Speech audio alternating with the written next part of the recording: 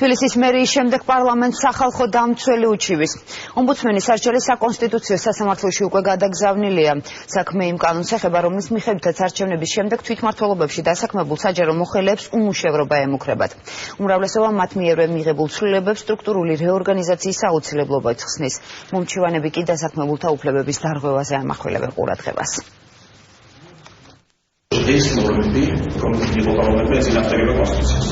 სახალხო დამცველის სარჩელის საკონსტიტუციო სასამართლოში უკვე გაიგზავნა. უჩანანოაშვილის საჯარო სამსახურის შესახებ კანონის გარდამავალ დებულებას არაკონსტიტუციურად მიიჩნევს და საქმეზე საბოლოო გადაწყვეტილების გამოტანამდე აქტის მოქმედების შეჩერებას ითხოვს.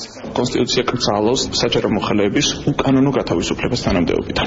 გაუგებარია ამ შემთხვევაში რატომ მოხდა ბლანკეტურად ყველა საჯარო მოხელის მიმართ ამ წესის გავრცელება, იმიტომ რომ ჩვეულებრივად შესაძლებელია ვინც კონკურსის წესით არის უკვე დანიშნული, რატომ ხდება მათ მიმართ ამ წესის გამოყენება. არაკონსტიტუციურობას ვითხოვთ და არაკონსტიტუციურ პარალელურად ნორმის შეჩერება, სანამ გადაწყვეტილება იქნება საკონსტიტუციოს მიერ გამოტანილი. მმართველი გუნდი საკუთარ გადაწყვეტილებას თვითმმართველ სტრუქტურებში რეორგანიზაციის აუცილებლობით ხსნის.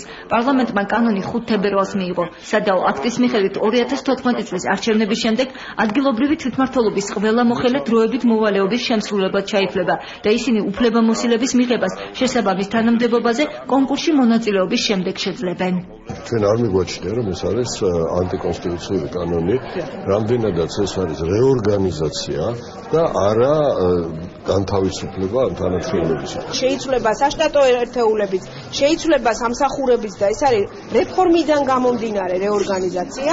ეს უნდა ნიშნავდეს იმას, რომ ადამიანებს ყველას მიეცეს საშუალება გაიაროს კონკურსი.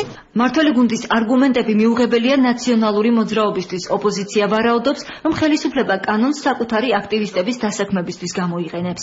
13,000-ზე მეტი ადამიანი რჩება სამსახურის გარეშე თვითმმართველობის არჩევნების მეორე დღესვე. მათ კანონი უშვებს სამსახურიდან. ესეთი დარღვევა ყველას ასე ვთქვათ, აღშფოთებას იწვევს გარდა ჩვენი საპარლამენტო უმრავლესობისა. ამ საკითხთან დაკავშირებით სავარაუდოდ საკონსტიტუციო სასამართლო კიდევ ერთ სარჩელს განიხილავს. საკუთარი არგუმენტები საკონსტიტუციო სასამართლოს მერიის თანამშრომლებმაც გადაუგზავნეს. ჩვენ ძალიან დიდი იმედი გვაქვს და დარწმუნებულები ვართ, რომ საკონსტიტუციო სასამართლო კანონის ძალაში შესვლამდე დაადასტურებს, რომ ეს არის ანტიკონსტიტუციური კანონი, რომელიც უხეშად ლახავს თვითმმართველობის მოხელეთა უფლებებს და ეს კანონი გაუქმდება.